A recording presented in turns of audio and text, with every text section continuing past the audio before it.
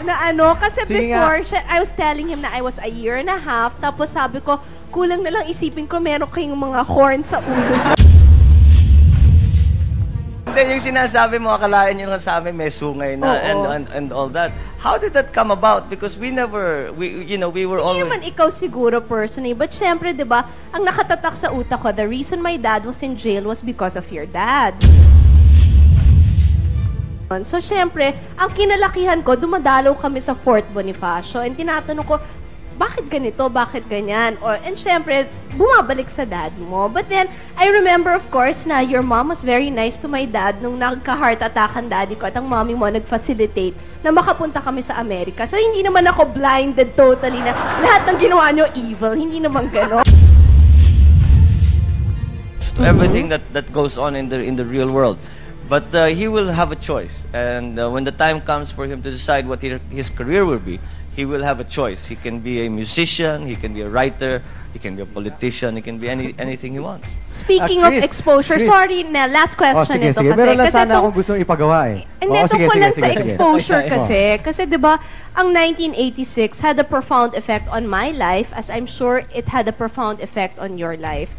Do you think na with what happened, did it bring your family closer together? Dahil, di ba, in the face of adversity talaga, sino bang nag-unite kung hindi yung magkakapamilya? Totoong-totoo yan. At pagka sinasabi sa akin, what are the good things that happened, because of this, the exile? And sinasabi naman nila, sinasabi ko, isa sa pinakamagandang nangyari, talagang naging malapit kami mga pamilya. And yes. I wasn't married yet then, but my sisters were with small children. And sinasabi nila, mas mabuti na rin in a sense that they now found the time, kasi kung hindi nangyari yun, they'd be working, they'd be doing things, hindi nila nakikita yung kanilang anak. Whereas now, they are able to just, during when we were in exile, they could spend time yung walang ginagawa. Was it a difficult adjustment? Kasi for us, it was a very difficult adjustment because biglang walang adjustment period, di ba? Normally, when someone is elected, meron kang time for yung di ba? Like in the States, from November, January pa bago nagkaka-inauguration. So, maganda yung turning over. Ito, bigla-biglaan. Sa inyo ba, how did it feel na biglang, hello, goodbye Philippines, hello America? It was shocking. In the pure sense, you were. Nalaman mo ba kung sino yung mga tunay na kaibigan? Oo. They say that's what normally happens. Well, talagang makikita mo talaga kung marami sino ba talagang balimbing, Bong? Bakit? Sorry. As we've mentioned, this is history in the making, pero matagal-tagal bago maulit ito na... Masagot mo muna sa kanya yun, yung tungkol sa balimbing. Yung balimbing. Sige. Mamaya makopa naman yung sabi mo. Sige. Kung maraming balimbing, alam mo, ang tingin ko ganito, people are not, hindi naman masama ang tao. Meron masama talaga na hindi naman kailangan mamintas pa marami pang sinasabi. But there are people na makikita mo, that's their survival din Hinate mo ba kami? Hindi. Teka, ito na nga. Ito ang magandang segue dyan. I was explaining that to him. Kasi before, I was telling him na I was a year and a half, tapos sabi ko, kulang na lang isipin ko meron kayong mga horn sa ulo. Dahil, syempre, di ba yun ang kinalakihan ko? So, I was wondering kung was the situation the same for them? Well, I think, in our case, because we have, as I said, been in politics for a long time, yung mga personal na namin, hindi masyadong pumapasok yan sa hate and love. And, well, siguro sa umpisa, when unang reaction mo, sasabihin mo, bakit naman ganito? Bakit yung mga taong ganyan? But after a while, lalo na yung sa 86, nung nasa Hawaii kami, sabihin mo, ganun talaga ang buhay, wala kang magagawa, just get on with it. And again, we really came to the conclusion that to cloud your mind with all of this emotion, especially when you're talking about your public life, is a dangerous thing. So, iniwasan namin yun. Nakakayanan nyo yun to separate it? You have to. You just have to. Okay, Arnelli, go. Eto na. Naku, nakabuelo rin ako. Sorry! Alam mo, ibang klase ka talaga. Nag-absent ka lang ng isang Lunes Nag-turbo ka na Hindi, si Tito Jo Marie nagpapa-impress. But you are very, very good. Pero Chris, alam mo, sinabi nga natin, history in the making ito na interviewin mo si Congressman Bongbong Marcos. Now, hindi na tayo siguro makakapag-antay pa ng isang beses na maulit ito. Na kung sakasakali, magkabaliktad ang sitwasyon na si Congressman ang may show at ikaw naman ang i-interviewin. Pwede siya magka-show. Ano kaya kung baliktarin natin for a while? Congressman, is there a question in your mind na noong pa, hindi mo pa namimit si Chris, puro sa dyaryo lang, ano gusto mo itanong sa kanya? Yung mainit-init, ha? Well, I suppose... Kahit hindi political. Kahit hindi political. Wag mo na political. Ay, hindi political. Dahil hindi na wala naman sa larangan politika si Chris. So, I would... No, I would... Yung mga na-headline. Yung sinabi mo parang... A question for Chris Aquino from Congressman Bongbong Marcos. Hindi, yung sinasabi mo, akalain nyo nga sa amin may sungay na and all that. How did that come about? Because we were always... Hindi naman ikaw siguro personally, but syempre, di ba, ang nakatatak sa utak ko, the reason my dad was in jail was because of your dad. So, tapos, gano'n ka diretso daw. Hindi, totoo naman ho talaga yun. Kasi nga, I was explaining to him, I was only 18 months old when martial law was declared. So, 18 months lang ako noon. So, syempre, ang kinalakihan ko, dumadalaw kami sa Fort Bonifacio. And tinatanong ko, bakit ganito? Bakit ganyan? And syempre, bumabalik sa daddy mo. But then, I remember, of course, na your mom was very nice to my dad nung nagka-heart attack ang daddy ko at ang mommy mo nag-facilitate na makapunta kami sa Amerika. So, hindi naman ako blinded totally na lahat ng ginawa nyo evil. Hindi naman ganon. I once saw your dad when he came to the palace. Yes. Na balitaan namin, I was hanging around. Si daddy nag-iisa sa opisina niya. Sabi ko, bakit walang tao? Bakit walang bisita? Sabi, pupunta si Ninoy, mag-uusap silang dalawa. And your father arrived. And I was so surprised, nakatago ako sa likod. As usual ko, basta't may alam kong medyo importanteng nangyayari. Like, you talk about history in the making. That was history in the making. Nakatago ako sa likod. And I was so surprised. Ang tawagan nila, Brad. Because they were both from Upsilon, di ba? And I remember a question that my father asked. And it's, your father asked this. Sabi, Brad, bakit mo naman ako kinukulong? Bakit mo naman ako linagay sa Fort Bonifacio? Ang tanong naman ng tatay ko sa'yo, Brad, kung ikaw nasa posisyon mo, sa posisyon ko, hindi mo ba gagawin?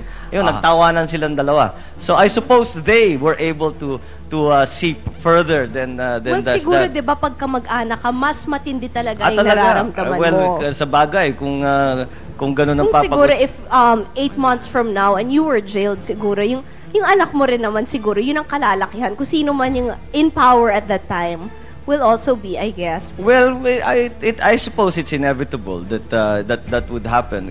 Basta especially sa Philippines, where the politics is taken so personally. Yes. Napakalaking problema natin yan dito sa Pilipinas. Dapat ang politiko hindi naman dapat pinapasukan ng personal. But in fairness naman, I've always said, every time napapanood ko si Bongbong na napakatalino niya, napaka-articulate na, at mukha naman siyang hindi makakapatay ng tao. So, yun naman ang sinasabi, diba? Mukha siyang mabait talaga.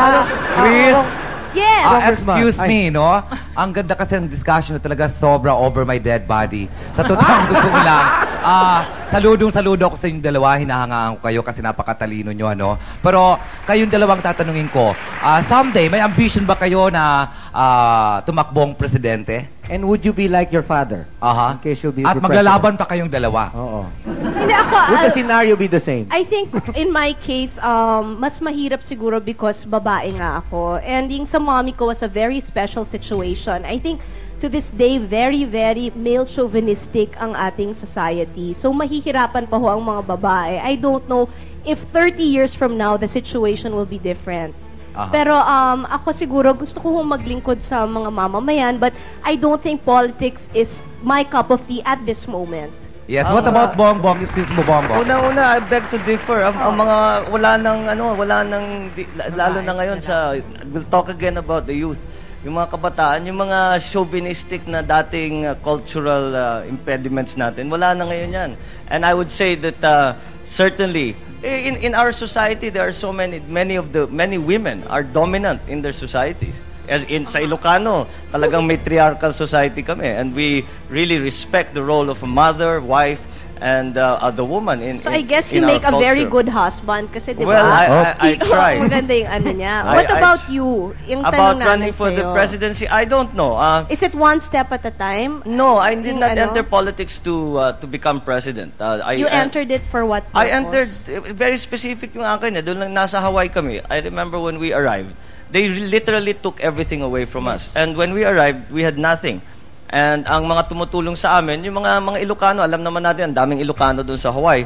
And po, lumalapit sila, tinutulungan kami, nagluluto sila, pinapakain kami, nagkoleksyon pa para makabili ng refrigerator, kung ano-ano. So, you know, you can imagine, this is somebody who Mararamdaman mo talaga Oh, yeah, yung yung- pagmamahal ng mga tao. So, ang aming iniisip, sabi, kailangan natin magpasalamatan itong mga ito. And this is how well do you serve the province? But also, I wanted to be part of the national debate. So, I Yes. entered, sabi ko, ideal ang Congress. At hindi ko naman iniisip ang pagka-Senado. Napapag-usapan na lang yan. So, I guess here we are now, life as a way of surprising us. And now that I'm here, but I did not go in, uunahin ko yung congressman, tapos magsisenado ko, tapos tatakbo ko bilang Pangulo. Hindi ganun ang pag-iisip ko. Ang iniisip ko lang paano makapagsilbi sa tao. And we will see if that comes, but it is not the end result. Because ang unusual sa atin dalawa, nakita natin yung pagkapangulo, hindi lang yung sa television. Yes. Nakikita natin kung gaano kahirap talaga yun. And the 20 years I'll ask you, is a napanood mo long- ba ang Dave?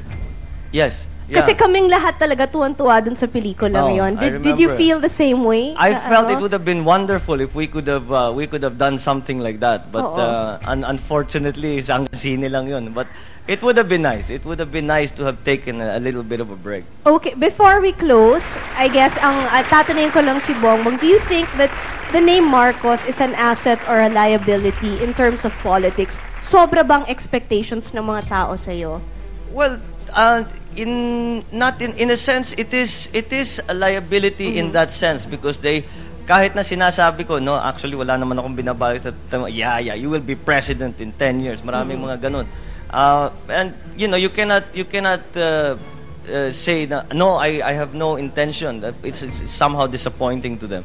But that is not an essential problem. I think overall, in fact, I have not yet found a situation where it has been a liability. After all, I can come and speak to you on your show. So being a Marcos has not held me back in any way. It's our pleasure to have you, di ba? Would you like to leave a message since nationwide napapanood tayo ngayon? Lalong-lalo na siguro sa constituents mo sa Well, Ilocos. lalo na ngayon na napapag-usapan natin ng mga kabataan, I would just like to... You feel you're still part of the youth? well, maybe I'm... Pwede pa, di ba? Kasi under 39. Hirap na, namimilit na. But I still feel sympathetic to what they have to face. And kung kagaya ng sabi ko, napapag-usapan ng kabataan, I would like first of all to congratulate all the delegates for the good work that they did with the Pope's visit. At ituloy ninyo yan, tuloy nyo yung pag-aktivista ninyo, tuloy nyo yung pakikialam ninyo, at kailangan kayo ng ating bansa. Do not stop, stay involved, we need you. Thank you very much, Congressman. It was a pleasure having you. Anything from you? May ponent question kasi yung mga taga-Pampanga, Bongbong, kung tatakbo Yes. ka daw talagang senator.